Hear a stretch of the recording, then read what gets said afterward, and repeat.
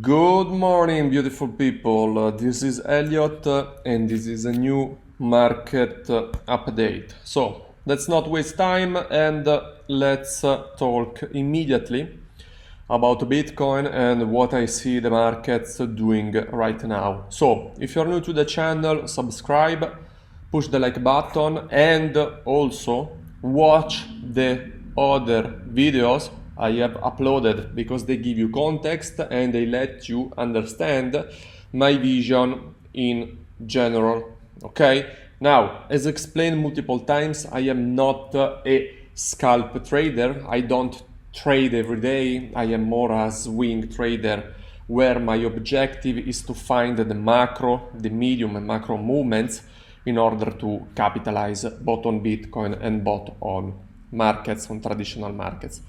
Now, speaking about Bitcoin, during my last update, I think we were into this area on BTC. What I was saying was that, okay, now, if we start to push above these levels, we can push till the 76, 77, till the $84,000 for one BTC. Why that? First of all, we were coming from a 1, 2, 3, 4, 5 monthly red candles in a row, which is something that we never saw, at least from it was the 2018, 1, 2, 3, 4, 5, 6. Yeah, during 2018 we had 6 red months in a row. Now, what I was saying is that at this level we were objectively oversold, but in my opinion, and I am still with that opinion, bottom was not in. Why? As you can see also I marked this area and I still watch it. Bottom is not in because we didn't have and we still don't have any bullish divergence on any indicator we use. RSI, AO, OBV, on balance volume, etc, etc, etc. Now, as you can notice here, we are on a monthly time frame and still no bullish divergence. I mentioned that a thing that we could have was to fill at least 50% of this shadow, which was the March 2026 candle. As you can see, we filled much more than 50%. We went over 100% of the candle. The main level that I am watching, as you can see here on the futures chart, on Bitcoin futures chart, it's basically one of the biggest CME gaps that we still have on BTC and that we started to close during the last couple of days, last couple of hours, as you can see, which is the gap that goes from, let me check it, 79,000 to 83/84,000. Now, usually 90% of these gaps, especially bigger gaps like this, because we have a, let me check, we have a, guys, it's like a 5 to 6% gap. We fill them, okay? It can be in a weekly period or it can be also in a monthly period, but we fill them. Now, as you can see, we have another one here at $68,000. My vision now, it's always the same. It hasn't been invalidated. In my opinion, the bottom on BTC is not in because we don't have, I repeat you, any divergence on our indicators. I think that the best case scenario now is to completely fill this gap.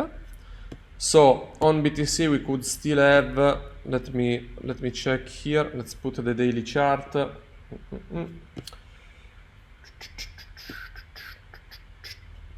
Okay, I have to change computer because it starts to become a little bit slow. Now, in my opinion, we could still have a potential 6 to 7 green movement on Bitcoin, okay, before taking at least these lows on BTC. Now, let me fix this channel a little bit. This is something that, yeah, we can do. As you can see, this still is a resistance on Bitcoin. From here, we can still dump to $72,000 area on BTC and still maintain a bullish structure. So, you know, doing something like this higher low and boom before taking these lows. This is something that, in my opinion, with high probability can happen. Or if I'm wrong and from here we start to trend up, the 60 sorry the 60,000 level on BTC was the bottom. Okay, I will admit that okay, my vision was wrong and we move on. Okay, my validation point is to start to have at least 1 to 2 weekly candles above the $80,000 level. Now, this is not something that I am betting on BTC, simply because history is mentioning me that the outcome would be quite different. Why? If you take every high on BTC, every cycle high, which this one was, I think, the 10 October, was the 8 to 9 October, something like that here. We always needed 365 days to find the bottom. Check from here. You see? This was exactly 366, 365 during the 2022 bear market. And you can check by yourself also with the other cycles that it's the same thing. Now, let's see what's happening here. We are at the moment 200 days from the cycle high on BTC. If history repeats, the bottom will be around October of this year, the beginning of October 1st. I understand now that yes, we have ETFs, yes, the cycle is changing, yes, the diminishing returns and blah, blah, blah, blah, blah. Okay, I am not betting against history. Why? Because history gives me data. Also, check the people on Twitter, check the people on X. Everyone is bullish now. Everyone is saying, ooh, you see, 60K was the bottom. Now we take 98, 100, new all-time highs, blah, blah, blah, blah, blah. Okay? Now, you can hear people now euphoric. If you check also Benjamin Cowen's, which is a channel that I recommend you, which is a very, very, very good analyst, it's getting a little bit of hate right now because, like me, it's saying that, you know, bottom is not in my opinion, but also check traditionals. Let's check the traditionals. Now, this is something that, no, I wasn't expecting.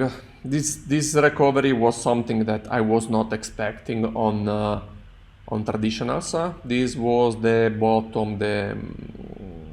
At this moment, Donald started to mention that yeah, the Strait of Hormuz is open again, the war is finishing, etc., etc. So he did basically his taco trade. But as you can see, this type of pumps are not sustainable, and as you can see also, we still have plenty of gaps downside. We will fill these gaps, guys. I am not saying that like on BTC we will fill all of them, but for sure this one, and I think also these gaps, which are they are quite important. Okay, now just imagine if we are at all-time highs on traditionals, both S&P and I think Nasdaq, but we are not at all-time highs at all on Bitcoin, at all. Now let's just imagine that traditionals from here, they do a small correction of 6, 7, 8%. We fill only this gap. What Bitcoin will do in your opinion? It will go up or it will go down? It will go down. Okay? Now the scenario I am betting right now is not changed. I am placing shorts. I have already a short opened on BTC at these levels, and I am placing more short orders into this area. Okay? Because if we trend up, if we continue to trend up, in my opinion, we will start to get our correction. And before entering with size on my spot positions on BTC, I want to see bullish divergences here. Okay? Now, check the probability. Watch this resistance on the RSI daily time frame. What do you notice? What are you noticing? I will give you a couple of seconds to think. Watch these charts. We are at resistance, and watch this divergence. We got 1, 2, 3, 4, 5, 6 taps here. It's more probable that from here we break this resistance and we trend up also on the RSI, or it's more probable that, okay, we start to trend down based on historical data. Let's check another time frame. Let's see the 2 days.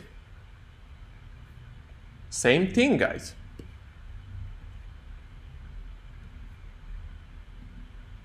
A scenario that could happen, yeah, maybe we can still have a little bit of more upside. Okay, it's more probable that bulls are favored in this move or bears are favored. Also, check my other videos, guys. We don't have bullish divergences here to build a sustained bottom on BTC. Something that we want to see is this, and I will never stop to repeat it. Up, we go down, not in a straight line like this, okay, but up. Bullish divergence here. This is an arrow, okay? While the price is making at the same time new lows. Okay. Okay. Price is trending down. Yes. While RSI and indicators are trending up. Same thing that happened here. For example, same thing that was happening here. Same thing that happened here. Okay. Let's check what other indicators are saying.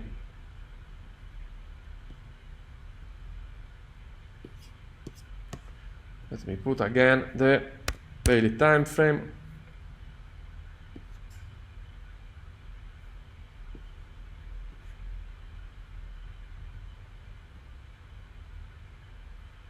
Volume is still trending down. Yes, we broke this resistance, but still we are trending down.